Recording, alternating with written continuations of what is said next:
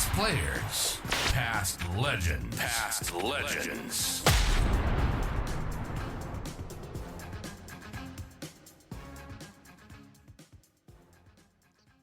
Welcome back, and this is part 2 of our interview with Timmy Ginever, and we ended off last time. We'd done the brewery, and we'd also started about how you met your illustrious meeting with your now wife, Ange, Timmy G.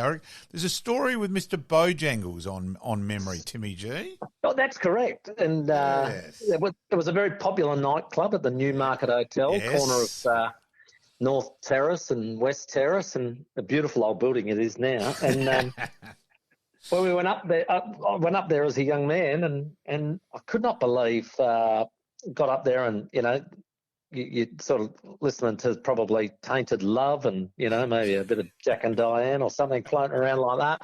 And I remember I'd seen Ange about 2 weeks earlier at the club. She was talking to a couple of the lads that played in the 19s, and we were chatting. Anyway, she came up chatting away, and I find out later on that she was actually there that night looking for one of the other players. So it was just my bad luck that I was at the wrong place at the wrong time.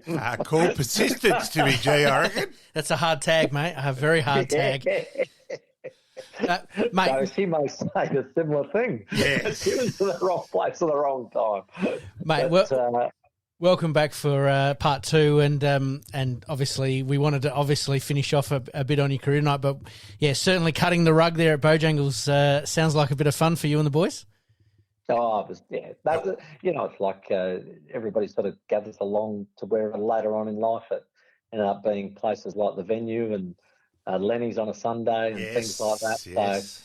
So just after the Bay Disco. And, so they were all really good nights. Pecker's Disco used to run on Thursday. Yes, night. that's right. Yeah. So And Sam's, of course, but you had some different bouncers at Sam's, didn't you? Yeah, the late great Jimmy Teal, Johnny Wynn, yes, Johnny Wynn Stazza. and Terry Lindblom did a bit too, Yeah, didn't he? and Neil Craig He was was the actually firewood, the firewood fireman there. Yeah. Hey, but there it is. Let's go back to Bojangles, though. And, Pete, your aim at Bojangles was to last for the last song Yep. was generally about 6:30 in the morning, Yep. and it was Bojangles, the last song of the night. You sort of gave each other high fives that you managed Made to it. last. Yep. Yeah. How many did you make, Timmy? How many of those did you make? I was too disciplined, mate. We had Sunday morning training. So I couldn't hang around that late. Oh, dear, yes. No, I don't think I made one. Let's just say I may have left there rather late with Darren Foster, who played a bit at Port and South. Yeah, Yes. remember Darren well. Yes, let's just say there may have been 2 females there, and she drove him and got him to Port training on the Sunday morning. And let's just say you certainly hadn't had anything called sleep at that stage. So, yeah. Yeah, we only got to get through a couple of hours, and then you can have all the sleep you want. Yes. So that were the days when we were young and silly. Back in the day. All right, Timmy G, let's go. So then, as we said about, you've ended up, you're now a Port player. As we said, you should have been a Woodville player. Woodville should have had you and Greg Anderson. What a stuff up. We did speak briefly about that yesterday. Yep. So your first league thing, and then you'd had, let's say, probably a learning experience through Russell, and you admit yourself that you made a mistake there. And then let's just say John Cale and the influence of John Cale on you, and John Cale's ability to sell that you were invincible to you guys. And for me, I actually appreciate that more now, because Norwood, for mine, finally won a premiership last year when they were nowhere near the best side. And I reckon John Cale got 11 out of 10 out of the Port side for all those years effectively. Yeah, I think you're right, Malcolm, in regards to Jack's influence. He just had an ability to make each and every one of us that needed to, play well. I thought he got not the best out of us, he got better out of us. So, yeah. That was the thing. You might have had a limit on yourself, but Jack had no limits, and he loved talking about no limits, whether that be on the team, whether it be on the season, whether it be on you as an individual. He just always used to speak about, why limit yourself? Why put a cap on it? And I used to love that language. And I used to think, oh, he's right. And, and he never feared things. And, I've heard other people say, oh, you've got to be careful of this, or this might happen, or whatever. He never, ever tempted the bad fate, if you like. He always tempted the opportunity, the chance to be the best. And he always made sure that you were heading in that direction. So that's what I think I loved about him, because it gave all of us that much confidence. And I saw him talk to players on a Thursday night when, they felt like they should have been in selection, and they might go and front him, and, we're all sitting in the showers or the bath or whatever. And I saw him handle it. And I thought to myself, you hear a lot of people when coaches say, you just got to be honest, you got to be truthful and all the rest of it. I saw Jack probably at times and I've seen coaches talk to players and tell them the truth. Yep. And they walk away with that head down. I see Jack say things like, can't believe how close you are. I can't believe how close what you're doing at the moment and how you're doing this. He's, another one like that, and I reckon you're in. And they'd walk away, and I could tell they're sort of half thinking, is it the truth or isn't it? But they're going, I think I'm a chance. If you think you're a chance, you're going to play well. And we had some depth, and it's not easy, you'd know probably through history, to win the reserves and the league grand final, but you want them up there as close as that can be. Yep. And we had in our run of premierships, we had 2 occasions where the reserves won the flag, and we had another 2 where they were runner-up. So you sort of go, that method worked because everybody believed that they were an opportunist, that they got this chance. And it happened on a couple of occasions where guys got injured or hurt, or Rowan Smith had his jaw broken and things like that, and guys come into the team that weren't in there the week before, and they're playing flags. And I think of a couple in that example with just where, as you said, he's almost a master psychologist, and the ability to almost sell bluff, but sell it brilliantly. And I think of a couple of examples there with Adrian Setri, Wayne Marnie, and Ivan Eckerman getting injured with that, and going forward with a corky and strapped to buggery and kicking 3 in the forward pocket to beat Glenelg in a grand final. And just his ability there. Well, he spoke to, I know Ivan really well, and Ivan said, he copped that corky really early. He's in the rooms. Daryl Cale had ripped the groin off the bone, and he was in the rooms. So it's only 20 back then, and then I think it was Kim Kinnear got knocked out. So Kim comes in because he's out, and they said, one of you's got to go back on the ground. And Daryl looked at Eki and said, I can't even get off the table, let alone run. He said, it's got to be you. And Eki said he went up, and he said that Jack said to him, you've played forward before, you're a forward. Get up there, kick goals. And it was like Ivan had, as a young fella, played forward and mid.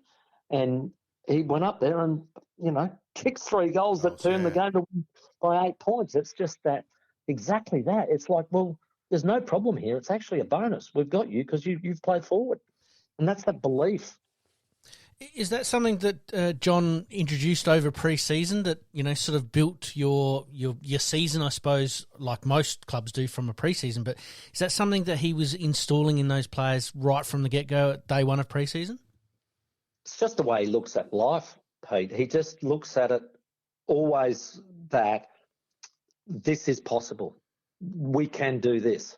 And the instant that I noticed, when he took over the group was that he spoke to us. He said, oh, look, some of you will like me, some of you won't. That's just human nature. He said, but what we're going to do is, as a group, we're going to be aiming to win the premiership, because that's why we play football. That's why we do pre-season. And that's what this club expects. And he said, don't worry. He said, we'll train really hard during the pre-season. We'll play our games. I'll lighten off in the middle. He said, we'll have a little tough patch in around about early August. He said, and then we time our run for the finals. And we were just looking at it as if, wow, there's the plan just been laid out right in front of us. It was the first time I ever heard him speak. And I thought, wow, this is it. We're going to the top. And that was like an October day. It was incredible. Yeah. And you just instantly thought, this is it. And were there, sort of bonding sessions or trips away with groups of players that allowed you guys to bond so well? Because it just seemed that we know Port Adelaide, where the depth back then was fantastic, and you guys all just seemed to be on the same page. It sounds like John was the man who drove that, and then you guys obviously took it over. The beauty of it, Pete, was that the majority of our whole group were either a country zone player or a metro zone player, and they'd all come through together. So we'd all played 17s, 19s, you name it, and that was probably Russell's, what would you say? He had to play all of us for our first 50 to 80 games. Yeah. And it was, that period with the club nearly went broke at the end of 1983. There's still a lot of people who don't realise how bloody close Port and Sturt were, especially to going under. Going under, and Bob McLean stood in front of everyone and said, it's a 50% pay cut or we fold. Mm-hmm. And it had been released that basically the club was balancing its books by, transferring a player, Mark Williams, a Bruce Abernathy, a Greg Phillips to the VFL and getting that big transfer check that used to come. Yep. And that was basically, we were running at a loss until we got those. And, of course, by the time 1983 come, we'd run out. And there was no big transfer fee coming in. So we were, really well and truly in the red. So it was a tough time, and Russell had to take over at that time. And so he was basically told, you've got to play the kids. And so all of us, and again, it was opportunity for us, and so we're excited about that. But, you've got to go through and learn. And so all of the guys that you would have seen play, like a Darren Smith centre-half forward, Roger Delaney full-back, Hodges Tyler, Fiacci, Marnie, Rowan Smith, Darryl Borlace, all these guys, all of us came through the juniors together. Yeah. So we basically had done all the hard, tough yards together, and then we get this guy that knows how to make you believe. And it was like we all bought into the dream and the belief. And that first year in 88, you may remember the club released a single written by Andy Upton, a local guy. I do remember that, yeah. And it was called Magpies Expect to Win. And it was all about, black and white colours feared throughout this state, Port Adelaide's fine achievements of nothing short of great. And it was, and in this year of Aussie Pride, which was the bicentenary year of 1988, our nation comes of age. Well, the team that stands for number one will rewrite history's page. And I remember it off by heart, but, the Magpies expect to win. And they released that. And we had three players talk on it. There was Bruce Abernathy, Martin Leslie, and our captain, Russell Johnson. And in it, Jono says, we'll win the flag. You better believe it. Now, we hadn't won a flag since 81. Yeah. So here you are standing up in front of the whole competition, releasing a single that's saying you're going to win the flag, and you've released it in May. So think about that for like, if somebody did that today, oh my Lord, they'd be hunted down. But it was this real thing about, like I said, we all bought into the dream, and this made it even more solidified that we're releasing a single about it. And I found it was funny because we had to paint a couple of rooms here, and I had to dig out all this crap and move it all and all the rest of it. And as I was putting it back, I had this old cassette holder. We all used to listen to tapes back in the day. And I had all my mixtapes in there. And there was a piece of paper, and I thought, what's that? So I pulled this piece of paper out, and it was the actual letter that was given to each and every player to tell us about the release of this song, The Magpies Expect to Win. Yeah, and it was incredible. And that's why I know it was made, because it's dated. And every player got one. It was amazing. And they had a film clip with it. I think it went to number 17 on the charts. It was just insane. Might have to look that one up, I reckon. It's on YouTube. It's on YouTube. I did laugh that you mentioned Russell Johnson there, Pete. Russell Johnson was going to be centrefold in a magazine, but they're going to have to continue to it in the next edition. So yes. Yes. Yeah, that's very true. Yes. But it was just the belief that came flooding over the club. And I can't remember exactly off the top of my head how we went that. I reckon we might have 17-5, I reckon. We might have finished that first year at, and we finished top, played Norwood in the second semi, and it was a windy day, and I think Norwood only kicked 2 goals. Yeah, thanks for that. I'll bring up. Don't worry, we'll bring up yesterday. Well, you blokes bring up enough of my issues, so fair call, mate. Need to get one back, but it was we went through and got to the grand final, and the Bays made their way through, because let's face it, they were very experienced finals campaigners at that stage. They'd played that was their 4th grand final in a row, and had a lot of premiership players. And I do remember in 1987, and they'd won 2 in a row, of course, and I'll never forget having an argument with one of their players, and he turned to me and said, "Shut up, Ginever, how many premierships you played in?" And, of course, at that stage, 0. But in the end, I think you might have got him covered. Yeah, just quietly. Now, Tim, on to a really serious day, or not just day, but an event almost, and just an absolute tragedy is the word we're all obviously looking for. But even go through when you just found out with Anthony Williams on the Friday. Yeah, look, I know I've done this a couple of times for the club when we did the 150-year documentary recently, and I told the story a few times, and it hits you like a wave, because it just takes you back to that moment, and it's just really hard to comprehend the whole thing. But I was working at Balfour's, and I was there on the Friday afternoon, and got a phone call from the club saying Anthony Williams has passed away, and I'm like, how, what? All the detail. And just letting you know that, we'll be wearing black armbands tomorrow, and Stephen's pulling out of the team. And, of course, no problems. And that was it, bang, and moved on. I think it was Bob Clayton making the phone call. So he went through the lineup, and it's one of those unbelievable sliding door moments where George Fiacci was in the reserves. And Stephen at the time probably wasn't playing his best footy. He was actually in the back pocket. And so George comes in for Stephen into the back pocket. And the irony of that is that forced Stephen to go into the middle when he came back. And Stephen played the most unbelievable football. He besides a hamstring that he did late in 88, he was leading the Magarey medal. Yeah, that's right. So, so that's how good he was flying. So in the end, the game, of course, we go to the game and we're all unbelievably emotional about what had happened. And, of course, Jack speaks to us all and says, now, this is where the situation's at, all the rest of it. We've got, and you've got to remember, prior to this, we had only won 1 in our last 11 encounters against Norwood. Norwood had beaten us 10 times in a row, and we finally won 1, I think the last minor round game of 87. And Norwood always had the wood on us. So we go into this game with this heavy burden on us, plus haven't beaten Norwood for, about 4 years. So it's like, wow, this is going to be huge.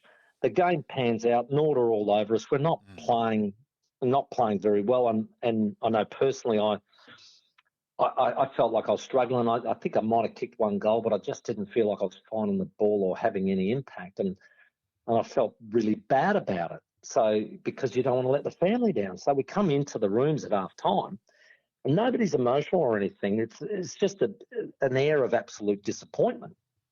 And I'm thinking, not having experienced Jack as a coach, I'm thinking we're going to get an almighty blast here. And went into the rooms and he just sat us all down and said, guys, you're trying too hard. You're trying too hard. Now listen, this is what will be happening in the Williams household. There'll be a radio in every room. They'll be walking around. They'll be checking on your your guys' effort and the score.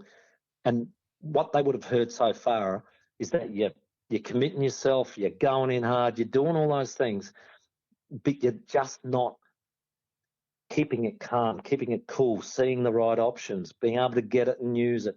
I just want you to calm down within yourself and know that the family is with you.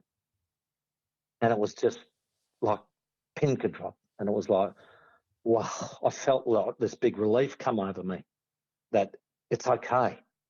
They understand. And so we go out in the second half, and it was as gritty a fight back and a classic game that you'll get. And there's just so many unbelievable micro moments in it that would definitely be reviewed by umpires today. Yes, well and truly. Yeah, correct. That Greg Phillips' mark on the line from Tim McNeil kick, and you name it, and it just came down. He only marked it on the parade, but that's fine. Yeah. But we ended up, getting up by a smallish margin and coming over the top and getting into the rooms afterwards. The elation and relief that we hadn't let the family down, the hugging and everything that went on. And then Jack just said, right, have your showers, get in your cars. We're going down as a convoy to the Williams household. And it was like, wow. And I don't know if you've seen Bruce Abernathy speak about it. Yeah.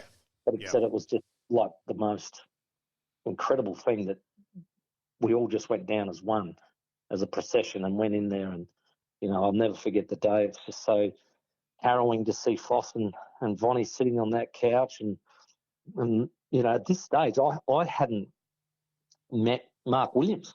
I hadn't actually met Mark. And, to see him crying and hugging Greg Phillips and the like and all that. And then, I get to Steve, and Steve said, I've just not stopped crying. He said, I'm a big sook. And I said, hey, you can't cry now, mate. You can never cry. But you got to understand that's what the stuff we talk about today with yourself. Bloody oath. You got to let this stuff out. And then I went up to Foss, and who was absolutely shattered. And then it was funny. Vonnie was, people talk about how strong she was. She grabbed my hand. She said, no, Timmy, God only takes the best. And he took my son because he's the best. Yeah. And, it was just, it was an amazing strength that she could show in that time. So, yeah, look, it's a moment in time that I'll never forget, because it had so many changing effects on so many people. And I think, if Anthony was here today and he said, gee, if it sparked this and it sparked that and all the rest of it, then I've lived my life well. Were Norwood obviously aware of the situation, and was there any opportunity to postpone the game maybe for a day, or was there any talk of that? I don't think back then it just wasn't even remotely considered back then. It was not even considered. There was not even a moment of that, and the whole football community knew about what had happened, but there was absolutely no mention of that whatsoever. And it was like, and this happened on the Friday and we played on the Saturday. Wow. Yeah. Yeah, it was within the 24-hour window. It was just incredible. And I suppose that is pretty much the way, like Malcolm says, there wouldn't even been a discussion on it. Yep. That it would have been that there. That just came over. It came over the radio, and you just went, "What? Wow!" And but everything just moved on. Not moved on. Yep. Life continued on. And you had to try to fit everything in. Yeah. And I just think we've got better now as blokes at saying, hey, we're not okay. But back then it was still very much, hey, stiff upper lip, don't say anything. And it's come out.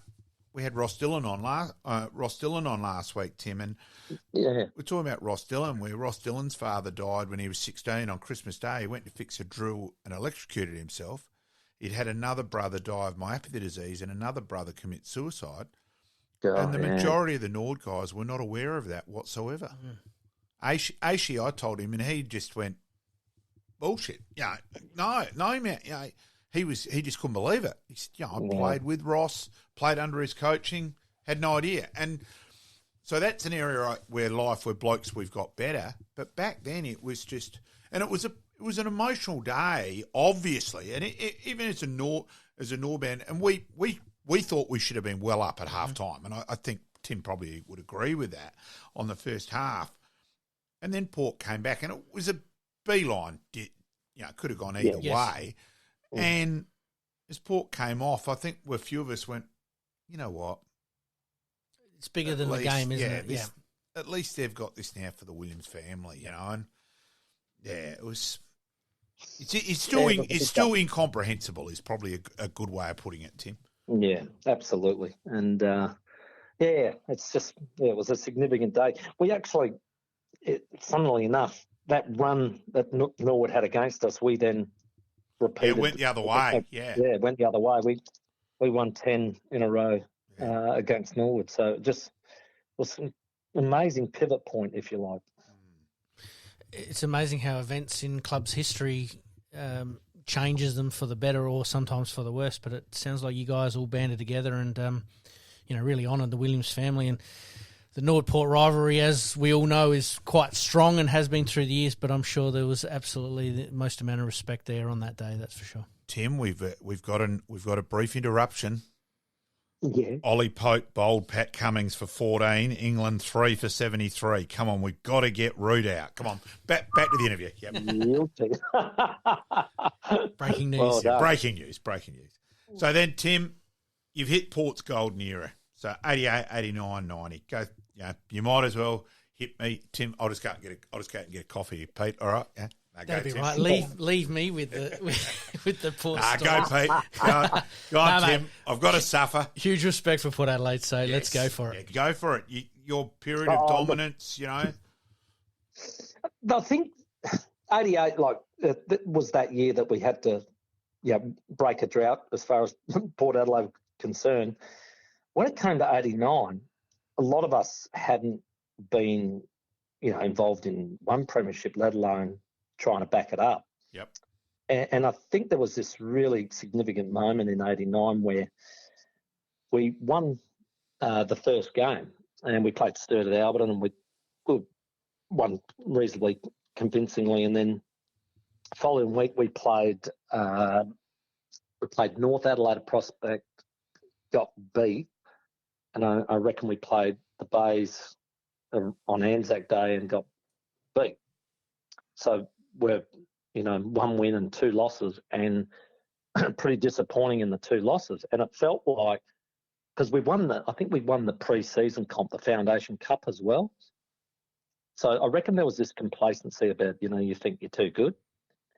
And I remember going to the Sunday morning training session thinking after the Bays loss, I reckon Jack's going to absolutely give it to us and we're going to be, doing the old one ball in the middle and Foss Williams style running in it. Shit out of each other. Yep. Yeah. Well, we've come down to the Oval, and Jack sort of not doing his normal stuff, and we're thinking, where is he? What's happening? And then the team manager came and said, all of you out in the Oval. So we all went out in the Oval. He said, right, now walk around, do a lap. So we walked around and everyone's sort of looking at each other and what is going on? And we've walked right down to the northern end, and then Jack's wandered his way down the middle of the ground and then stopped. And he sat us down in that pocket and said, I don't know, some of you haven't won a premiership before, some of you didn't play in it. I'm just wondering whether anybody wants to win one this year. And everybody was sort of looking at each other. Yeah. He said, well, your behaviours and the way you're going about it doesn't seem like it to me. What I want you all to do, he said, we're not training today. He said, what I want you all to do is to go away. No, you're not training tomorrow night. You come back here Tuesday and I'll see you on the track with an interview, want to double up and win a premiership again. Because I haven't seen it. And he just walked away. And it was like, whoa, that one hurt. And it was a real sting in your pride to basically say, I'm not punishing you, but I'm telling you, do you really want it? Because I don't see it. And it was almost that, you know what, I'm not angry. I'm disappointed in you. Yeah. It was one of those. Which hurts more some ways. The spray by stealth. Yeah. You got it. And we all went away. And we weren't playing that great. So this was bizarre, Malcolm, and I know you've got a great memory. We played, our next game was Norwood on a Monday night. Yes, at Football Park. That's right. Yes. Under lights. And we have opened up like no tomorrow because it was going to rain. Yes. And we have opened up fierce and fast and created this huge lead. Now, I reckon we might have been 6 or 7 goal up, I'm guessing. But it was a fair bit. And the rain came. Well, somehow Norwood just kept chipping away and chipping away. Yeah, went and down in the the wire. end, yeah, I think we only won by 4 points. Yeah, I was going to say 4 points, and yeah, Jeff Wilson will be listening to this at some stage, and it showed him his dad had got a new car, and we'd gone back. Oh no! And we'd forgotten. We're all looking for the old car in the car park, and it's pissing down with rain. And it's about half an hour we've realised, oh shit, that's right, it's a different car. Yeah. That's again showing my memory. And as soon as you said that the Monday night, I'm thinking, yep, 4 points, Ray. Yep. Yeah, they are. that was the one. Expanses of the car parking at Footy Park back in the days. Yeah, God, yeah. So we got up, and it was like a bit of a relief. But what happened after that, we just couldn't read about. We won 17 games in a row. We played this period in the middle where we played. We were top. We played the other top 4 teams, which were North at the time, Norwood, Glenelg, and Centrals. The smallest winning margin that we won by was 72 points. We just had what I would say the best period of football that I ever played in at Alberton. It was just like, this team cannot be beaten. It was unbelievable, and we were just flying. So I've never played anything like it since. But it was the most dominant team that I'd ever played in. And we beat the Bays at Alberton Oval by 128 points, and they were sitting third. It was just unbelievable. It makes that number 119 look like a cliffhanger, Timmy Jack. Yes. So it was just an amazing run, and it all came to an end in a game that I know lots of Rooster supporters absolutely love, but it was the Father's Day game of 1989. Great game. Yeah, and it was scheduled for Alberton. But what had happened was... That's right, yeah. Yeah, we'd won 17 in a row. North had won 11 in a row since we beat them. And it was like this massive blockbuster. We were clear top 1 and 2, and this was this game was going to decide who's going to win the minor premiership. So they said, we want to shift it to Footy Park. And they did. They shifted it to the Sunday, Father's Day. Yeah. And 37,000 rocked up to Footy Park to see it. Unbelievable stuff. Unbelievable. And it was one of the all-time great games. It was a classic. I think we got done by 3 or 4 points, not much. And it had everything. It had fights. It had terrific goals. It had high marks. It had a lot. It was an absolute cracking game. And then we lost, so there was only one game to go before finals, and then we played Norwood the following week, got beat by 10. Yeah. So we went from the old, what they say, the chocolates to boiled lollies. Yeah. We've gone into a final series for the first time, sort of not on a high. We've gone in on a low. So we played Centrals in the qualifying final, and we were struggling. And I'll never forget the moment I think it all changed. And that was Simon Tregenza. As you know, he had a magnificent year in 89, really burst on the scene. Yep. He's lightning quick. He's bouncing down the members' side at Football Park, and he's being pursued by Stephen Schwerd, who we know was super fit and fast himself, and he's trying to get there, and Wayne Marnie came off his man and ran straight through him and cleaned him up in what today is a magnificent shepherd that probably gets 6 weeks. 6 weeks, yeah. And took him off his back. He kicks it down. Scotty kicks a goal, and the whole game changed. It was like Port it back. And it was like the care for one another's back. And it was incredible. And it turned the game. We won by massive margin, and then beat North in the second semi by probably only about 3 or 4 goals. Yeah. And what was a good game. And then, of course, the grand final, we all know, was a bit of a disaster, I reckon. It was bizarre, wasn't it? It was so weird. I went along as a neutral. Mm-hmm. This should be a great game. And it was just really weird that it wasn't even a contest virtually from very bounce. from the first bounce, really. But I reckon you had it won effectively, probably 15 minutes in or something even. You know, at quarter time, I walked in. I've got to say, before the game, I looked at Andrew Obst and said, we're going to have to play the best we've ever played to beat these blokes. Yeah. Because I felt like their midfield was probably one of the best going around. And by quarter time, we had the breeze, which was, a bit blustery and unusual. As we were walking in, I said to David Brown, I said, I don't think we kicked enough. I think we might have kicked 5-4. I said, I don't think we kicked enough. You know what they're like? They're a goal-kicking machine, So we get in and go, right, we're going to have to be really steely in that second quarter. Well, by halfway through the second quarter, I was like, what is going on? Yeah. What is happening? It was just bizarre. So by halftime, I think we're like 9-8 to a couple of points. Yeah. It was just bizarre. So in the end, like, we were going to go into the third quarter with a strong breeze again. We'll set the game up. But it really was bizarre. And I got to say, at the end of it, it didn't feel like a grand final. It just didn't, because it just felt like you hadn't earned it, because it was just like a non-contest. Now, sometimes you can have a day that just everything goes wrong, and we know that. You just mentioned 119 earlier, but it was just bizarre against such a talented outfit, and probably an anticlimax to what should have ended a really good year between the two clubs. And poor Craig Burton's had to wear that forever since, Who The one kicked goal, the one goal, the one goal in mind jokes. Yep. And it was just such a bizarre game with what should have been, the Jarmans, Hart, Sim, etc.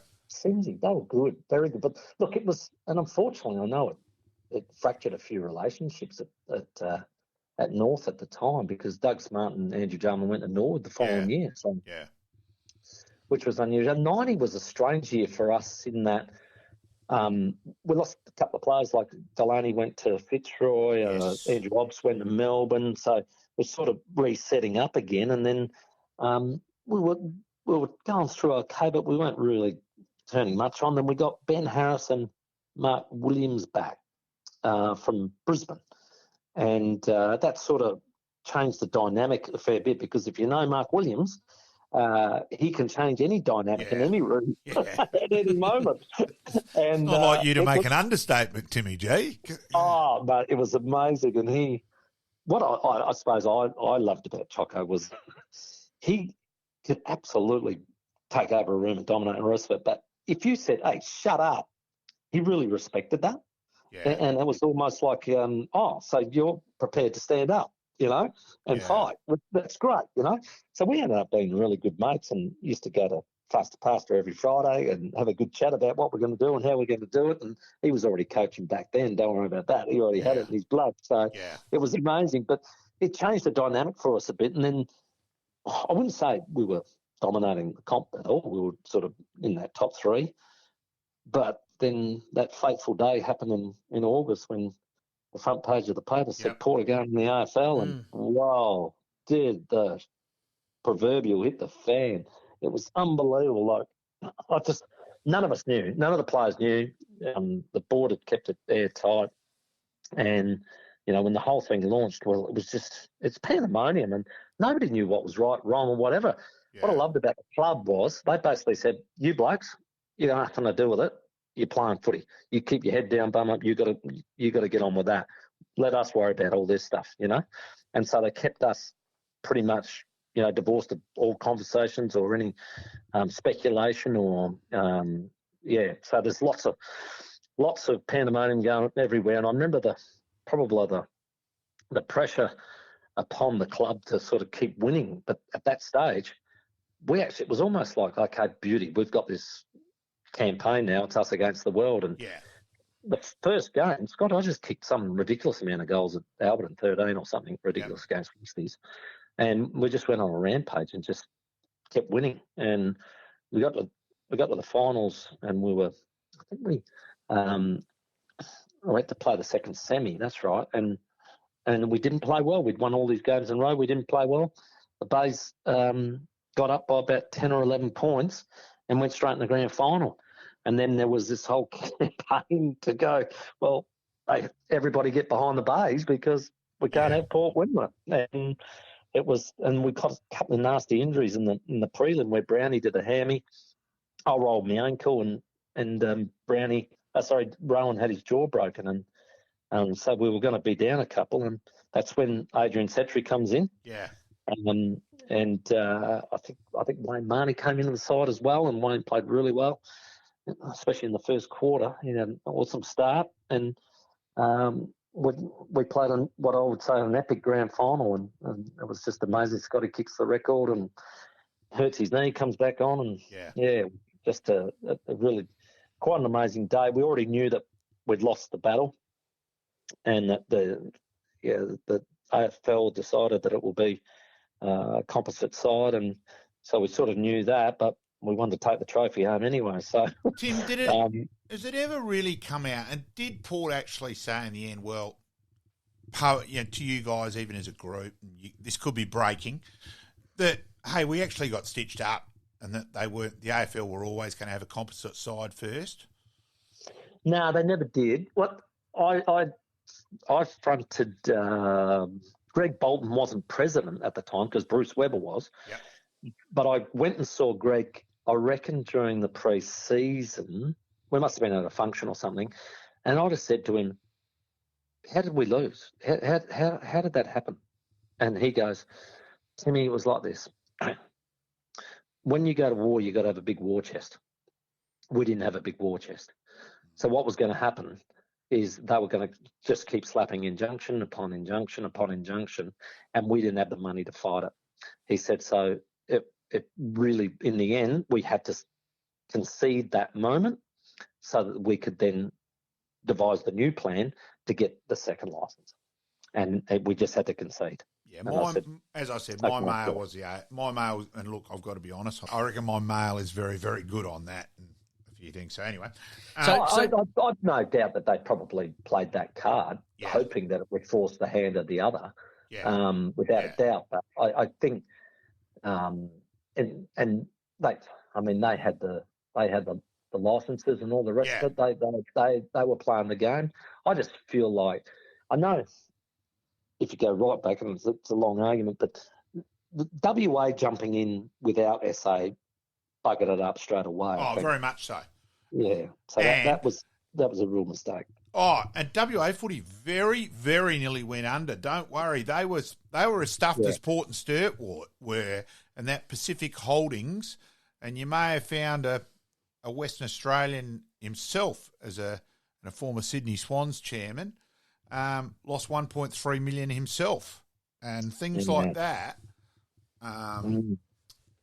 We had his guest at a lunch and I ended up with him. So, So to just recap there, 88, 89, 90, you guys get leather poisoning and you'd probably take out shares in Sharon. 90... Ross Faulkner would have been. Ross Faulkner or Burley, one of the two.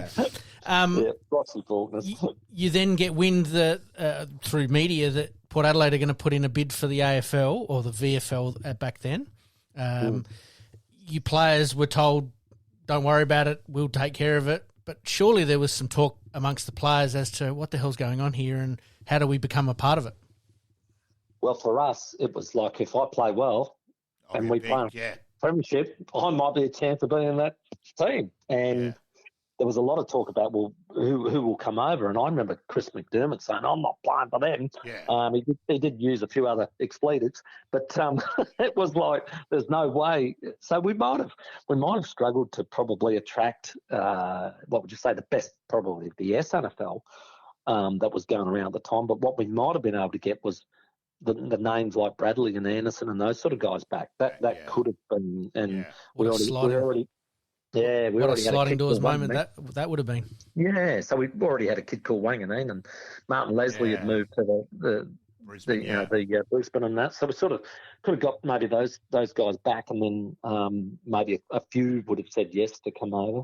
You'd have kept Buckley. So who knows? Yeah, we better keep going here. We better keep going. It was yet to come. We better keep going. Andrew on her phone back.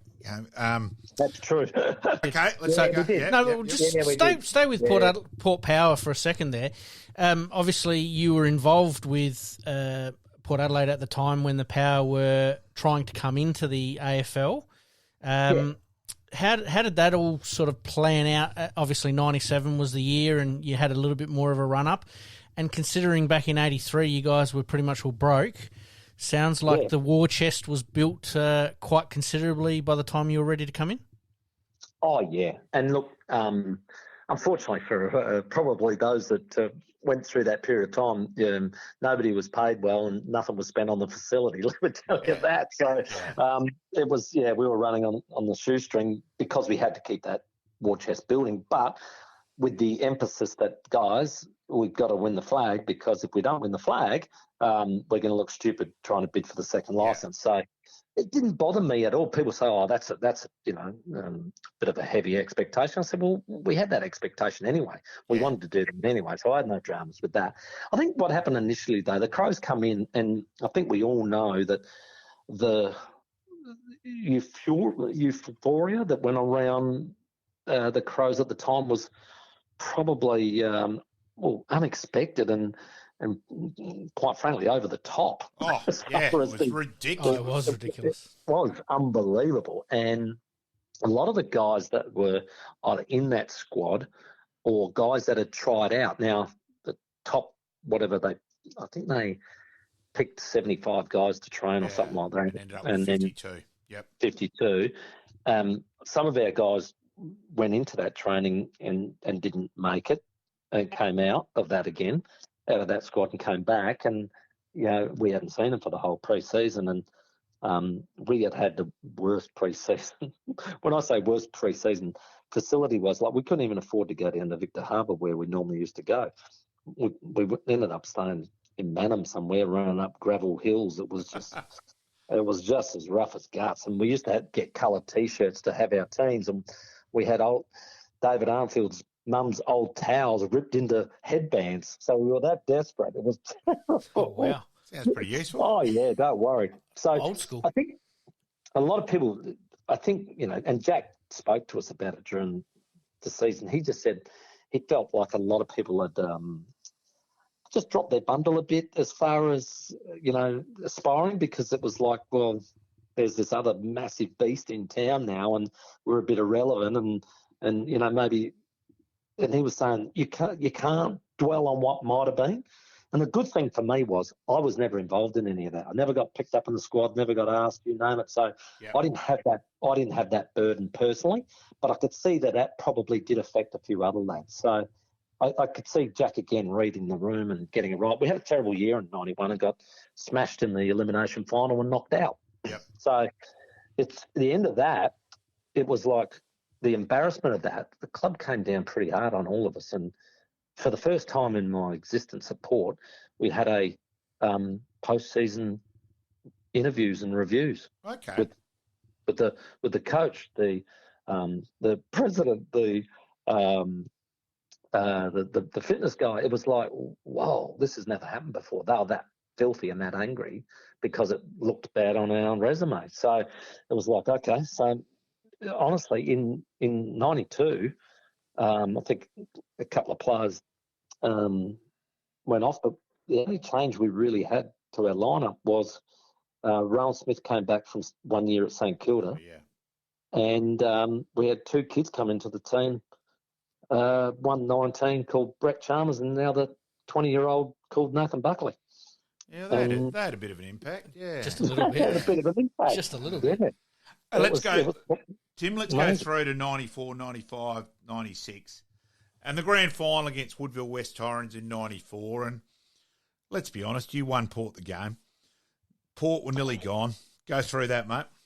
Yeah, it was look, in the end, it looks like a pivotal moment, but you have to have about 100 more to win a game. But I felt like the game was it was overcast, it was dark, and we'd gone through three finals. We played a drawn qualifying final against Centrals where we had to play extra time and nobody really knew what was going on.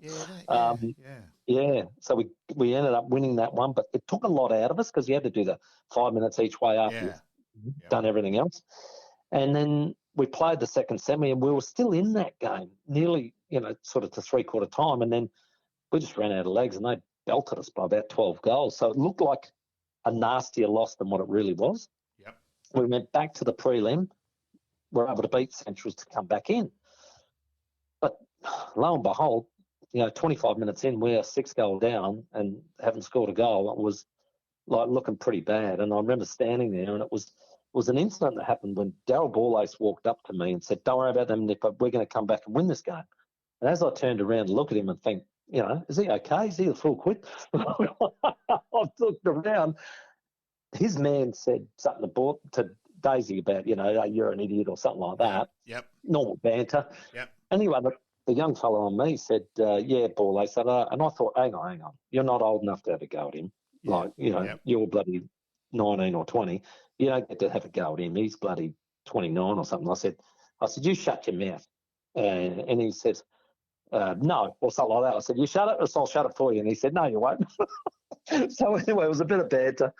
And then the ball goes, and I'll never forget, it went down the outside, kicked it into the pocket. Steve Williams went to mark it, and it slipped out of his hands and went over the boundary line. I thought, geez, we're having a bad day.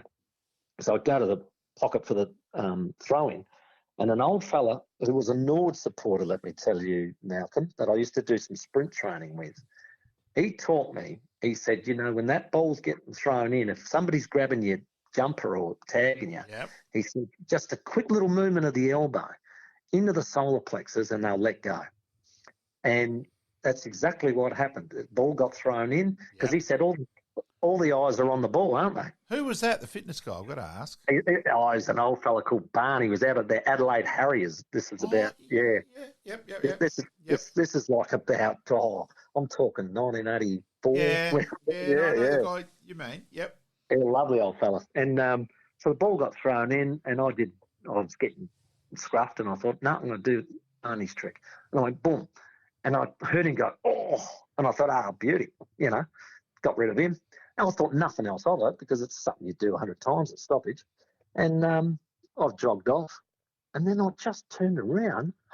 He's got the second wind and come full pelt at me to hit me. And I thought, well, I've got to get in first here. So I got in first. And I thought, right, beauty, it's fallen over. And I'm about to put the second one in. And about 10 blokes jumped on the top of me and just started goking at me. And I thought, I heard the whistle. I thought, oh, God, it's a bad day. I got reported. And he said, free kick, Timmy Ginever. I thought, you beauty. Couldn't believe my luck. Went back. I'll never forget the replay. Paul Northeast pointing to his head going, that's smart, Nipper, that's smart. And I'm thinking, you don't know half the story, mate. And so I went back, kicked the goal, and automatically it changes the mood. And Darren Mead had just gone into ruck. He rips it out, kicks it long. Scotty takes a one-handed mark, and the guy that gave the free kick away to me... Glenn Freeborn, yep. No, Glenn didn't give it away. Sorry, it wasn't Glenn. No, that's right. It was Kennedy. It was Kennedy? No, it wasn't Kennedy. I'll get his name in a minute. Hannum. Right. He then jumped on Scotty after he marked it and gave away 25. Yeah. And so Scotty kicks a certain goal. So rather than 6 down at quarter time, you're only 4. And we knew from that moment onwards, okay, boys, we're going to eat this elephant bit at a time. And it by 3/4 time, we felt the momentum had totally swung. I agree. Yeah. Watching that, and obviously I was, Bruce Winter's coach, and so there's a connection there, and obviously it's against Port anyway, so I'm going to be barracking for the opposition. And at 3/4 time, I thought, Port have got this. Yeah. Yeah, I had it's amazingly, we went back to what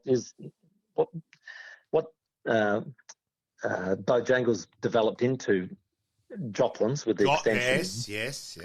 I had... Geez, we're reliving our life here, Timmy G. Yeah. The night of the 94 grand final, walked in there at about, I don't know, say 2 a.m. and stayed till 6 a.m. with Bruce Winter talking. Can you believe that? Yeah, I reckon Bruce has told me that somehow. Yeah. And he said, I've got to get out of here before I start thinking that you're a good bloke. Oh, God, that was a good laugh. But he's a great bloke. I think we got on really well. I mean, I said, mate, you bloody caused me pain 10 years ago in 84, so if I can give a little bit back, I'm happy. All's fair in love and war. So and then say 95, 96, you just Port dominated, and really just pure results-wise, there was no other option but to give Port the second licence. Yeah, well, the end of that 94, we knew there was Schwab and Oakley sitting in the crowd when the last quarter happened. And I saw, when I walked into the change rooms afterwards, I saw, board members flying at one another, hugging, kissing. They knew that was the sealer. And that makes sense. They'd made the comment that they said, geez, this is as loud as the MCG. This is incredible. They just couldn't believe the passion of this team coming back from nowhere to win a grand final by 6 after they were down by 6. So the decision came shortly afterwards, and that the licence was coming. And so by 95, we knew we were going in to the AFL at some stage. And it was supposed to be 96, but they postponed that because of Fitzroy and the 100th year of the VFL, which was a bit disappointing for some of us older chaps who thought we might sneak in.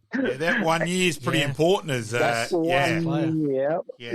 1 year was crucial, and that hurt a good deal of us. But that's life, and I know Port did the right thing by going into the younger squad. I think that was a very good decision that paid dividends, obviously, later on. So, but that time, 95 and 96, we were like a really well-oiled machine. We attracted a couple of guys like Robbie West and Malacalis and these guys that thought that, if there's a second chance at AFL, maybe it's through these guys. And they gave us much added speed around the footy that we needed. Me and Stephen and, Daryl Borlase, we could win the ball, but we weren't quick. So it was great to get those guys around us who could just explode away, And so it really gave us a good mix. And we had good, solid, consistent years in both those years. And, we played Centrals in 95 and, it sort of hurt me a bit walking into the rooms because Alan Stewart's always been a very good friend and a mentor for me. Oh, and, yeah, of course. Yes, with your having to see the disappointment. Coach, having to see the disappointment on his face. And I said to him, look, they're getting harder. I said, but what you're doing here with your boys is unbelievable. And, you really should build a statue for you down Elizabeth because I said, bloody oath. You've changed the whole mentality of the place. So, and then the following year he gave it up and ended up becoming our list manager at Port Adelaide. Stevie Wright took over and they had a great year. They beat us 4 times in 96. 4 times. Yeah. And I'll never forget when we lost the second semi, I was so angry in the rooms. I think I've told you this, Malcolm, but I got interviewed after the game by a journalist, and I can't remember who it was, and they said something like, what did you think of that game? They've beaten you 4 times. And I said, I'm that angry. I said, now we've got to go back and play Norwood in the prelim, and whoever wins that wins the flag. I said, so disappointing. and he said, what? And I said, well, no. I said, well, obviously that, us and Norwood play the prelim. Whoever wins that wins the flag. I said, it's just obvious. And he goes, how can you say that? They've beaten you 4 times. I said, because they got no idea how to win one. I said, Norwood and Port have been winning them for years. Yeah. We know how to win them. They don't have any clue. I said, so whoever gets through is going to win. And I was... You're bloody right, yeah. Well, I was right, but they wrote an article, something about arrogant Ginever dismisses Bulldogs. Well, you were still correct. But what I was doing, there was the belief system Jack puts into us. It was basically, no, don't get arrogance mixed up with belief. They're 2 totally different things. Yeah. And then belief has substance behind it, and arrogance is just a statement. So it was absolutely true that we believed we could win. And as you saw and turned out, it was one of the classic prelim finals of all time. Tim.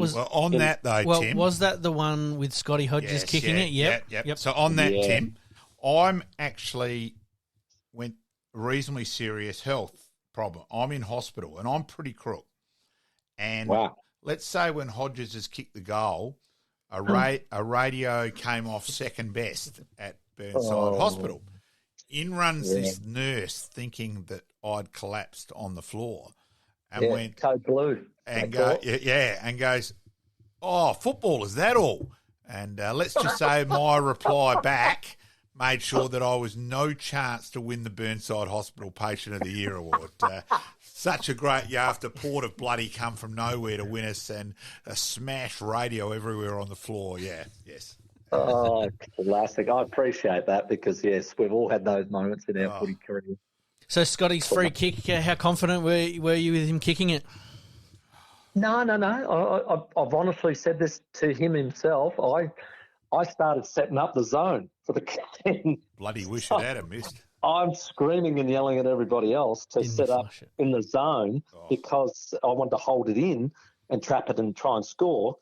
And because he'd missed 2 dead in front just prior to that. And that's right. I thought, well, this is almost impossible. Breeds was going left to right. He's nearly 50 out. I know he can make the distance, but, anyway, it goes back. And the minute he hit it, I just started heading back to the centre square. Yeah. I just could not believe how well he hit it. It didn't deviate. No. It was an amazing kick. Incredible. We saw some footage, obviously, this week with Norwood playing Port at the parade with Scotty doing that. And the free kick, as a Norwood supporter, I reckon it was there, but it was right in front of the umpire and he had no choice but to give it, and Scotty just flushed it, didn't he? The other thing about that, Pete, is I reckon as time goes on and you see what's paid today, this looks like an incredibly obvious free kick. Back then it was very controversial. In 96, most people said, "Oh, was it there? You sure?" Yeah. So I know when we did a little piece on it at Port Adelaide, we did a little recall piece on it. Richard Kelly was interviewed. He said, "Nah, it wasn't even in the side, let alone in the back, and could have been there." And then I think Scotty says, either around the neck or in the back, which one do you want to pay? So the difference of opinion was quite wide. Now, you BNF in 97, Tim, and turning out, and what a great day that was, the grand final, 97 grand final. But you're deciding to retire after that game and winning the BNF. Well, I didn't actually retire immediately. I didn't know that was going to be my last game. Had no idea. I just went in, thinking that was the grand final I wanted to win. So I didn't actually decide. I didn't retire till December. So it came about. I think I told you before. I had a calcification on the back of my right heel that continued to grow and over time, and what it was doing was the Achilles that was attached to the back of the heel was extending out over the top of the calcification. So every year the calcification grew, the Achilles was getting stretched further and further. And what eventually was happening, I used to have a cortisone in it at the beginning of the year, and I could get through a season. Then I was having 2 cortisones, and then I was having 3 cortisones because it was getting bigger and bigger. Yeah. By the time the last season came, I was limping really badly I reckon there was about 5 weeks to go of the finals. I said to Stephen Williams, who'd taken over coaching by then, and said, I just don't know if I can go. And he said, do whatever you can, let's just get through the finals. So I went and saw the club doctor. He said, you can't have any more because cortisone like that, you keep having them, the opportunity is it makes your tendon brittle and it'll snap. Yeah. And so I took his advice and went to a different doctor, and I had 6 cortisones in it to play the final series of 97, and I got through without it snapping, thankfully. I remember Brian Colby doing his at Footy Park. Yeah, when they go. Yes. It's huge. So I ended up post that trying to. Then I was indecisive about what I was going to do, and I thought, well, I'll go to pre-season. I went to pre-season, and we just did a weir run to begin.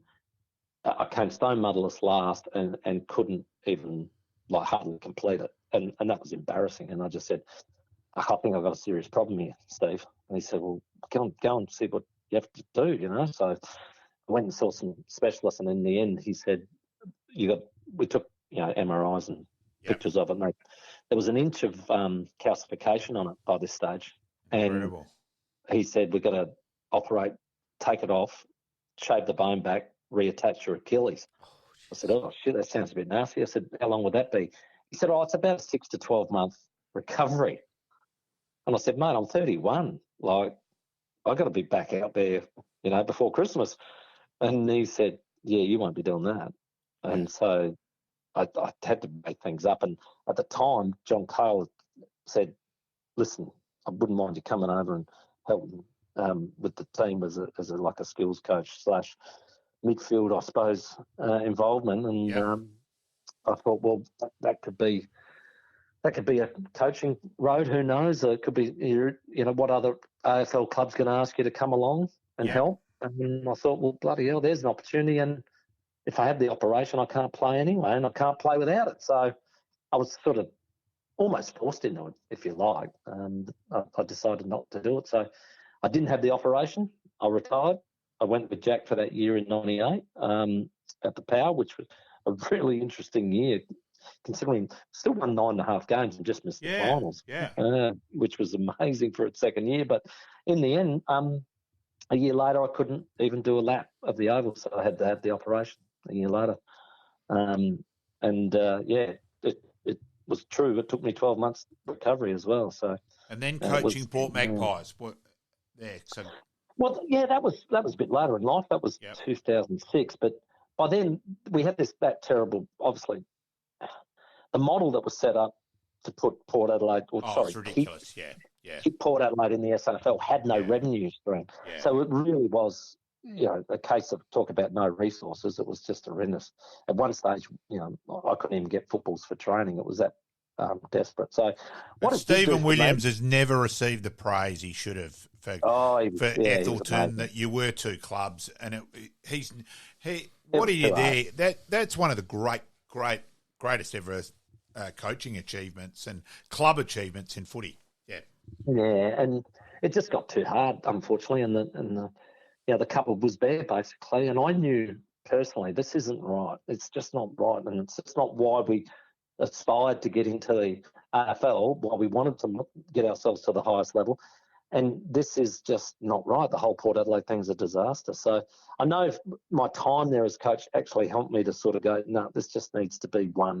It just needs to be one Port Adelaide, and it can't be a two separate beasts who almost, compete for the same audience. It's just like insanity. I just didn't like it. So, in the end, I think the model, it still wasn't 100% right. I would love to have seen us keep the juniors alive and the like, but I think one day we'll see Port Adelaide only in the AFL and not in the SANFL. Yeah, no, that's coming. It will happen. And it's a tragedy in one way, isn't it? Yeah, look, it is, but when you aspire to be in there, I still say today, and I say this to Rowie all the time, I just wish there had been a lot cooler and calmer heads in 1990 who could have sat down together and said, right, let's do what we should do. Put the two best teams in, Norwood and Port. Yeah, see, I still disagree vehemently on that. I know you do. I know you still like your Crows, but I still just think. I think the other club supporters deserve more respect, and it had to be a composite side. Yeah, and I still say the AFL, as I've said, I've always said that they got what they wanted. So anyway, we'll keep going. Your coaching. Yeah, they did. So but in the end, look, I tell you what, I learned a lot of lessons about coaching, and I had a lot more empathy for coaches. Yeah, and I've developed this really good line that I always say when people are complaining about their coach. I said the problem with coaching is everybody who's not doing it can do it better. Yeah. Bloody oath. And that is a reality. And it's all too easy to say this would happen, that would happen. Why don't you do this and why don't you do that? And I go, the problem is sometimes if you're the coach and you do A to B and B to C and it still doesn't work, you go, fuck it hell, what's going on here? Yeah, absolutely. This is frustrating. Do you believe Norwood should be one of the teams to come into the AFL if new licences are granted? Oh, look, I don't think they'll be able to do it now. No, but I'm just saying, in an ideal world, would you like to have seen Norwood in there? I would like to have seen them. Like I said, I would like to have seen them in at the beginning. Anyway. Yeah. So let's go on that elimination final. It's actually weird that it wasn't your fault. Not Port's fault in terms of losing that game. Effectively, Neil Craig nearly decided that result. He did. Yes. Dropping bloody Taylor Walker. Yeah.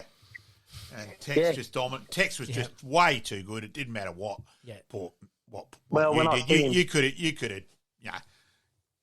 When I see him on Adelaide Oval, and I see him kick 10 the other day and all the rest of it, I keep having flashbacks to that freaking final. Look, he was amazing. It was the difference between the two sides. I think it was an 18-point result or 17 points, but he was Well, what did he kick 7? Yeah, kick I 7. think He he kicked 7. had it on a string, didn't he? Yeah, so, yeah, he was significantly the difference in that game. Now, a couple of things to finish off with, and let's just say this is one thing that I do totally agree with you, Tim. Greg Phillips being the best player you played with. I could not agree more.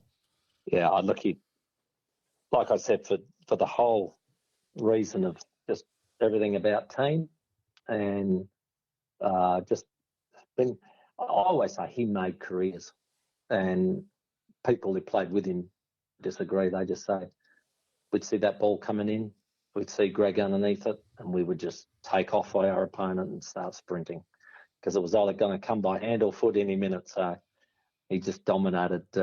And it's funny, back and we actually spoke about that yesterday briefly, Tim, where I said the perfect example as a player, and breaking news, Joe Root out-stumped Alex Carey, bowled Nathan Lyon for 46.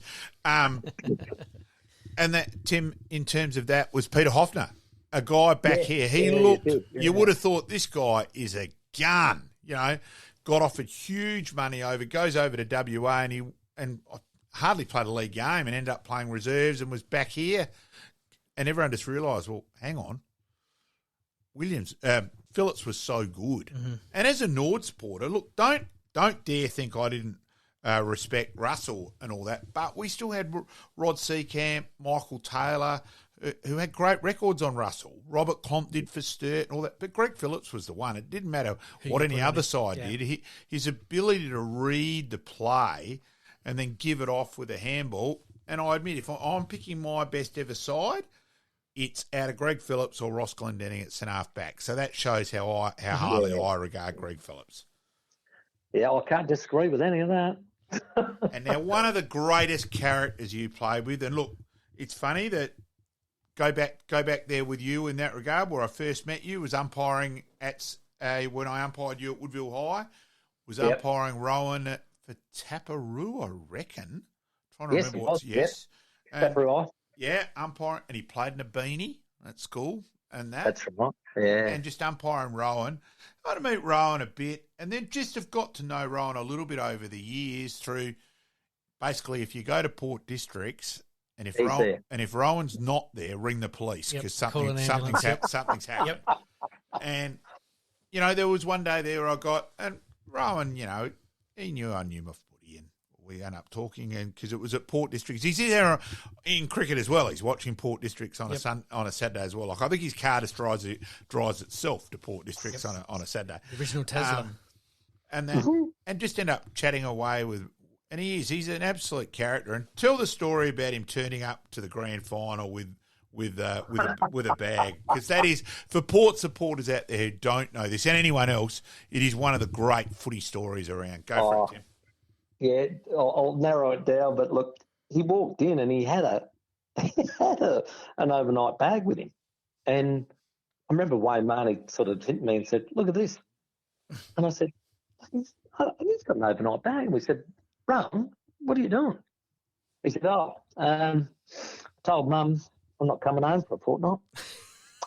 And I said, "But hang on, mate, we haven't won yet." And he said, "Nah, told her I'm not coming home for a fortnight." I said, "Well, hang on, Ram." I said, "Do you realise in 2 weeks' time we've booked the trip to America? We're going overseas for the footy trip." And he goes, "Oh, shit." He said, "I'm not coming home for a month." Oh, that's unbelievable. He did not give a shit whether we won, lost, or whatever. He said he was not going home. He's a character. And I tell you what, he's just that quiet person in the corner. But geez, you don't want to start drinking with him, because Rowan's fine, but you're non-compos mentis. He goes all right, just quietly. Jack was always hot on Sunday morning training. He'd say, "I don't care what you got up to the night before. You can rock up in your clothes that you were wearing, but you be here before 9. Okay, that's the rules. 9 o'clock, I shut the door on you."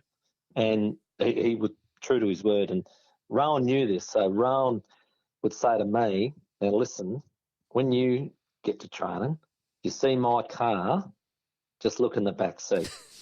And he said, "If I'm in there, knock on the window, get me up." So I come past many a day and just check and see if he was in there or not. And many a time he was. And he'd come in, and Jack wouldn't care. He'd go, "Get him some shorts or something, will you?" And and we get the week begun that day. He reckons we go for a jog, get it out of our system. Boys who would normally not get their injury seen to get onto that early, and everything starts the process again. And I loved it. And some of our Sunday mornings, as much as it was painful waking up sometimes with hangovers, it was like, you know what? I love the Sunday morning feeling, especially when you won.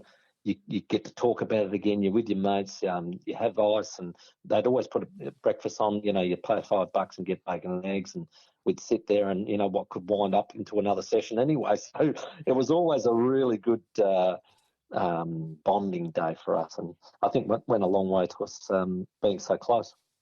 Now, too, Tim. Now you've been in the media now for a long time. And let's go back. There was the time there where Port Power kept losing in the finals, and you used to get a caller quite convincing each year as Anna Kournikova, because Port had lost in straight sets again. Yeah. Hello, it's Anna Kournikova here. And let's just say Tim was ready. If he could have killed me through the phone at one stage, he would have done it. Yeah, you know what? As much as that might have rolled me, you know what? There was a moment where I could have jumped through the glass at the MCG. And you know me, Malcolm. I don't shove anything in anybody's face. I never have. I'm not that sort of bloke.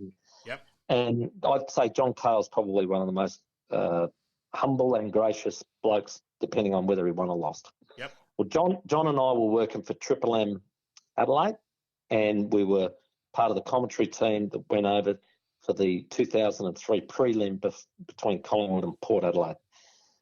Collingwood beat us quite convincingly, and we heard this massive smashing on the window, and I turned around to see Eddie Maguire and Dermot Brereton doing the choker hold around their neck to me and Jack.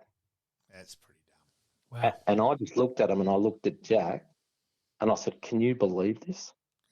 And I just looked back at him like that. And I think the look on my face made him sort of go, "Oh, yeah, they're not laughing at that." And it was like, I just could not fathom that two grown men of that stature could behave like that at that moment. I do admit too, what your TV broadcast, my favourite is 2014, where you got very, very frustrated with Kira McGuinness dominating the game, and I reckon you might have made a move if you'd been coach. Let's say that came through pretty strongly, and I did enjoy that, Timmy G. I'll tell you, Pierce Seymour plays very similar, doesn't he? He did yesterday. Yeah, he had a great game yesterday. Yeah, he was very good. So, yes, I tell you what, you have those moments, and that's footy's a bit like life, isn't it? You have these incredible, exhilarating moments, and you have these incredibly disappointing moments, but they all teach you things in life, don't they? Yep. Mate, we will get you out of here on this one. Like we like to do with most of our guests, we like to ask them who are your toughest opponents that you played on, and maybe top 3 or top 4. I know there's probably too many to name, but there's probably a couple in there that stand out.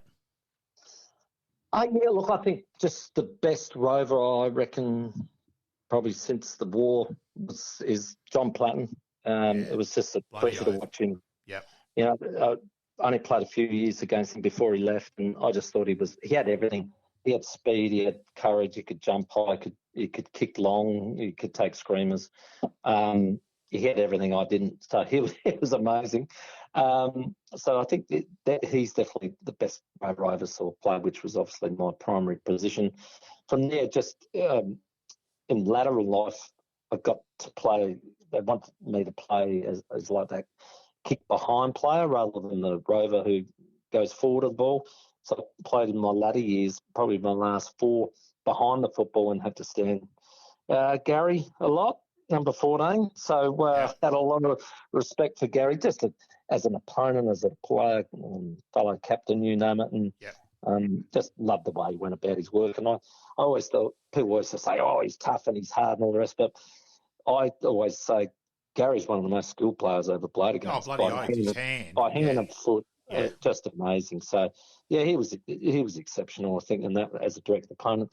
The guy I had the most trouble with, and this might there's two back pockets that absolutely used to peeve me off for different reasons. The first one was your Froggy Murdoch. I've never met a bloke so dedicated to sacrificing his own game to stop yours. And I don't know if in my whole time playing against him, if I've maybe kicked one goal. He was just unbelievably Don't dedicated. worry, Froggy. This will be front and centre on Froggy's Facebook page. Don't worry about that. So yeah, he and it's a credit to him. He really was dedicated. The other back pocket that I, for a totally different reason, I had trouble with was Ross Gibbs. Yeah. He would not stand anywhere near. He just ran on the ground, didn't he? And I'd be thinking, oh, you beauty, I want to kick goals. What would happen inevitably, the ball coming high, and next minute he'd be standing on my head taking a hanger. Yeah. And I used to think, what the? Yeah, so he was really frustrating. I know, talking to Rowie, he said, oh, Gibbsy. He said, I never got to go on Gibbsy. He was a nightmare. Yeah. So, yeah, it was funny how you had some players you just matched up on beautifully and thought, yep, I'm going to have a day out here. And then others you just thought, oh, geez, this not this bloke again. So I had a lot of, and I could keep going for a million years and name a million blokes, but I just loved, the guys that were just hard at it and just, Roger Gurdon from Central's had a lot of respect for because, he just always gave you a context and you knew if there was a 50-50 ball, Roger's not pulling out, I'll tell you right now. So I love that stuff and it was good. I was over many, many eras. I admired the way in my early days of the setups that, Keith Thomas and Neville Roberts would work out together, Michael Aish, yeah. And of course, you're only as good as your last game, though, Tim, in terms of that. So obviously, Nord and Port yesterday, you bloody beauty, Liam Robinson. 7 points, and how's the irony? Yeah. It was a 7-point result at Alberton, so that's amazing. I thought that was incredible, and I saw bloody Dale Fleming after the game, and he said, "Oh, we got the cup, Timmy." I said, "It's a draw, you idiot." And he said, "We're keeping it." I said, "You're making the rules up as you go along." we're the holders, so we keep the cup. Yep. Still the most important trophy in world sport. I love it. Excellent. All right, boys, I better fly. Yeah, I was just going to say, mate, we'll finish off on this one. Obviously, your media commitments with Triple M there initially, but now you're currently with 5AA and commenting with Rowie. Managing to put up with Rowie. That is your greatest achievement in life. Bugger hands, mate. I was at Norwood Woodville. I thought if he's going to get any love, it's going to be here. And if I had $1 for every person that said, "How do you put up with our Rowie?" So, for our listeners, Timmy G and Rowie are on 5AA weeknights between 4 and 7. Is that correct? Yep. And that is correct. Yep, and if you want to catch up with that, by all means, listen to Timmy G. And thank you once again, Timmy, for your time. Now I've got Andrew's number. I'm going to give her a call, and we're going off to Bojangles. Thanks, mate. Good on you, boys. Thanks for Timmy. that. Thanks, Tim. Thanks, mate. Bye.